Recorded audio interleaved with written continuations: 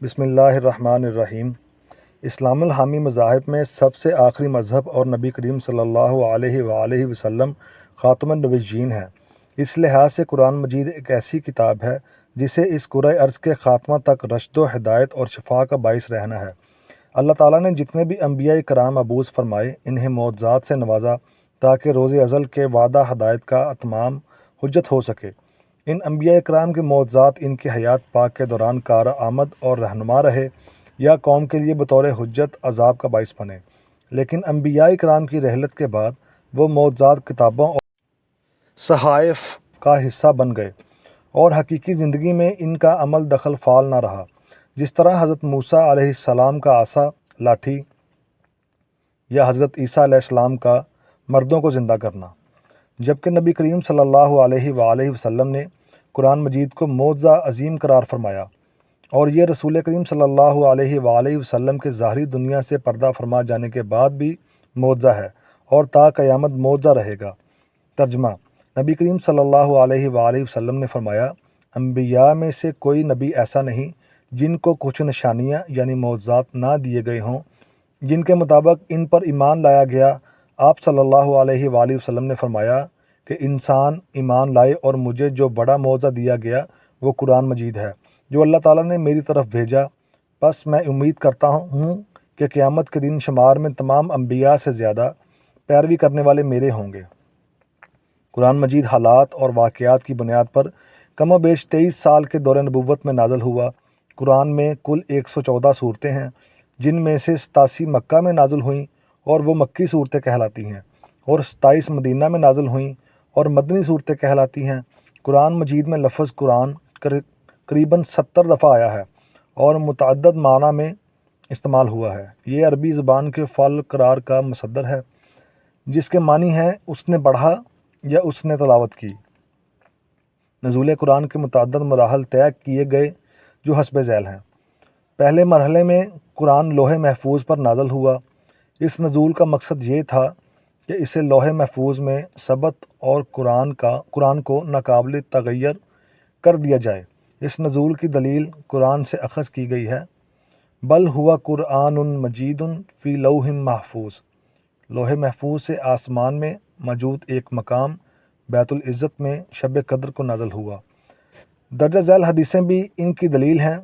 عبداللہ بن عباس سے مروی ہے، فرماتے ہیں کہ قرآن کو لوح محفوظ سے نکال کر آسمان دنیا کے ایک مقام بیت العزت پر اتارا گیا، جہاں سے جبرائیل پیغمبر پر لے جایا کرتے تھے۔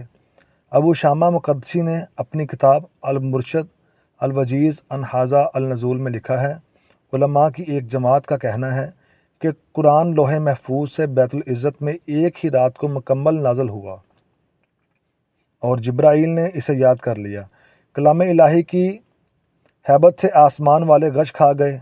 جب جبرائیل کا ان پر سے گزر ہوا تو انہیں ہوش آیا، اور بعد ازاں جبرائیل نے کاتب فرشتوں کو اس کا عملہ کرایا۔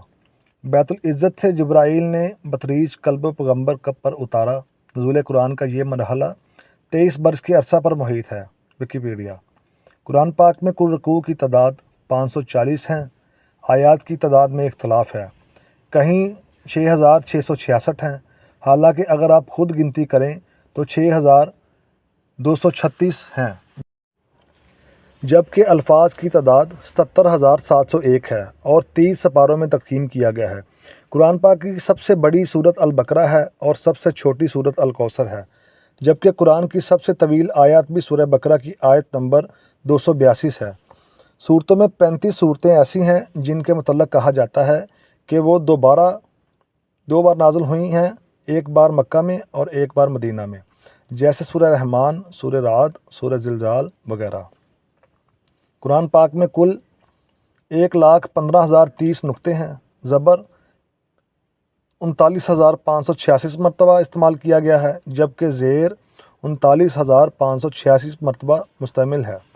25 انبیاء کرام کا قرآن کریم میں ذکر ہے اور یہ تعداد کچھ اس طرح سے ہے: حضرت آدم علیہ السلام 25 دفعہ، حضرت ادریس علیہ السلام 2 دفعہ، حضرت نوح علیہ السلام 63 دفعہ، ہود علیہ السلام 7 دفعہ، حضرت صالح علیہ السلام 9 دفعہ، حضرت ابراہیم علیہ السلام 69 دفعہ، لوط علیہ السلام 27 دفعہ، اور حضرت اسماعیل علیہ السلام 12 دفعہ، حضرت اسحاق علیہ السلام 17 دفعہ، حضرت یعقوب علیہ السلام 16 دفعہ، حضرت یوسف علیہ السلام 27 دفعہ، اور حضرت ایوب علیہ السلام 6 دفعہ، حضرت شعیب علیہ السلام 11 دفعہ، حضرت موسیٰ کریم اللہ علیہ السلام 136 دفعہ، حضرت ہارون علیہ السلام 19 دفعہ، حضرت یونس علیہ السلام 6 دفعہ، حضرت داؤد علیہ السلام 16 دفعہ، اور حضرت سلیمان علیہ السلام 17 دفعہ، اور حضرت الیاس علیہ السلام 3 دفعہ،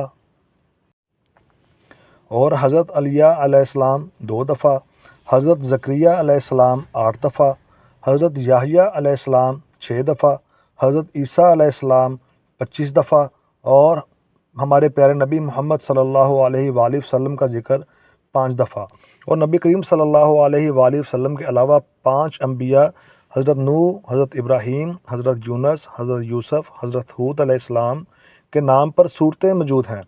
قرآن مجید میں اللہ کریم نے نبی کریم صلی اللہ علیہ وآلہ وسلم کو نہ صرف ان کے ذاتی نام مبارک سے پکارا بلکہ ان کے صفاتی ناموں سے بھی پکارا، اور ان ناموں کی سورہ مبارکہ تعداد کم و بیش 20 سے زیادہ ہے، جیسا کہ سورہ طٰہٰ، سورہ یاسین، مزمل، مدثر، نور، جمعہ۔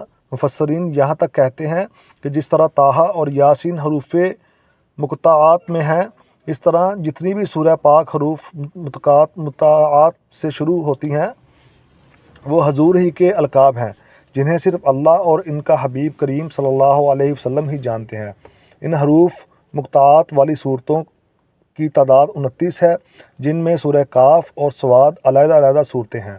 اس طرح سے مزمل اور مدثر حضور نبی کریم صلی اللہ علیہ وآلہ وسلم کے صفاتی اسم گرامی ہیں، جو قرآن میں یا سے شروع ہوتے ہیں، جس کے اردو معنی ہے اے، یعنی خطاب حال میں ہے، جبکہ آپ کا وصال پاک ہو چکا ہے۔ اب اگر قیامت ایک لمحہ بعد ہو، 1000 سال بعد ہو، یا 1 کروڑ سال بعد، یہ صورتیں یا کے صیغہ سے پڑھی جائیں گی۔ نبی کریم صلی اللہ علیہ وآلہ وسلم اپنی زندگی میں دین مکمل فرما گئے ہیں، اور صحابہ کرام اس دین کو آگے لے کر چلے۔ اس زمانے میں کوئی حنفی، مالکی، حنبلی، شافعی یا جعفری نہیں تھا، اور الحمدللہ دین پھر بھی مکمل تھا۔ سورہ محمد میں اسم محمد صلی اللہ علیہ وآلہ وسلم کیوں آیا؟ اس لیے کہ اللہ تعالیٰ نے صاف صاف بتا دیا کہ چاہے جتنے نیک عمل کر لو، ایمان لانے کے بعد اگر اس پر عمل نہیں کرو گے جو محمد صلی اللہ علیہ وآلہ وسلم پر نازل ہوا ہے، تو سب اعمال تمہارے ضائع ہو جائیں گے۔ ترجمہ: اور وہ جو ایمان لائے اور انہوں نے اچھے کام کیے، اور جو کچھ محمد صلی اللہ علیہ وآلہ وسلم پر نازل کیا گیا اس پر بھی ایمان لائے، حالانکہ وہ ان کے رب کی طرف سے برحق بھی ہے، تو اللہ ان کی برائیوں کو مٹا دے گا اور ان کا حال درست کرے گا۔ اس طرح حضور نبی کریم صلی اللہ علیہ وآلہ وسلم کے جسم اطہر اور اعضاء کریمہ کی تعریف ہیں۔ اس تعریف میں سورہ نجم، علم نشرح اور سورہ قلم ہیں، اور سورہ قلم میں تو اللہ کریم نے نبی کریم کا دل دکھانے والے کو 10 برے القاب دیے ہیں جو تا قیامت پڑھے جائیں گے۔ سورہ نجم میں تو اللہ کریم نے نبی پاک کی آنکھوں کی طاقت اور توانائی کی یوں تعریف فرمائی ہے کہ جب آپ لامکان میں تھے تب بھی عجائبات قدرت سے نہ آپ کی آنکھوں کی پتلیاں پھیلیں اور نہ حیرت اور نور سے سکڑیں، اپنی اصل حالت میں برقرار رہیں۔ ما زاغ البصر و ما طغی۔ ترجمہ: نہ تو نظر بہکی نہ حد سے بڑھی۔ اس طرح حضور کی جنگی حکمت عملی پر مفصل صورتیں موجود ہیں، جن میں بقرہ، آل عمران، انفال، احزاب، حشر اور فتح شامل ہیں، اور ان کی جزیات پر یوں اللہ کریم نے تبصرہ فرمایا ہے جیسے وہ لوگ کسی چیز کو ایک ساتھ دیکھتے ہوئے اس پر گفتگو یا تبصرہ کرتے ہیں۔ اور حضور کریم صلی اللہ علیہ وآلہ وسلم کے ہاتھ کو اپنا ہاتھ فرماتے ہوئے یہ بھی ارشاد فرما دیا کہ سو تم نے انہیں قتل نہیں کیا، لیکن اللہ تعالیٰ نے ان کو قتل کیا، اور آپ نے خاک کی مٹھی نہیں پھینکی بلکہ اللہ تعالیٰ نے وہ پھینکی۔ سورہ انفال۔ اس طرح صلح حدیبیہ میں جب لوگ بیعت کر رہے تھے نبی کریم صلی اللہ علیہ وآلہ وسلم کے دست مبارک پر، تو اللہ کریم نے ان کے ہاتھ کو اپنا ہاتھ قرار دیا۔ اسی طرح حضور کے قبیلہ آپ کے شہر اور آپ کو عطا ہونے والی نعمتوں پر۔ سورہ قریش، آپ کا ایک صفاتی نام قریشی ہے۔ آپ کے شہر مکہ پر۔ سورہ تین، اور میری نظر میں آپ کے شہر مدینہ پر۔ سورہ بلد، جس کی شروع کی آیات ہیں۔ ترجمہ: مجھے اس شہر کی قسم کہ اے محبوب تم اس شہر میں تشریف فرما ہو۔ اس طرح کوثر بھی آپ کا صفاتی ناموں میں سے ایک نام ہے۔ پھر آپ صلی اللہ علیہ وآلہ وسلم کی ازواج مطہرات کے حجرات پر مشتمل سورہ حجرات ہے۔ اس میں آقا کریم صلی اللہ علیہ وآلہ وسلم کی شان کے بارے میں انسانوں کو اس حد تک متنبی کیا گیا ہے کہ وہ حضور کے سامنے اونچی آواز سے بات بھی نہیں کریں، کہیں ان کے سارے اعمال اللہ ضائع نہ کر دے۔ اس کے بعد صحابہ کرام اس حد تک محتاط ہو گئے تھے کہ آپ کریم صلی اللہ علیہ وآلہ وسلم کے حجرات کے باہر آپ کو بلانے کو آواز نہ نکالتے، صرف کپڑے یا ٹاٹ کے پردے پر اپنے ناخن سے 3-4 بار دستخط دیتے اور پھر انتظار کرتے۔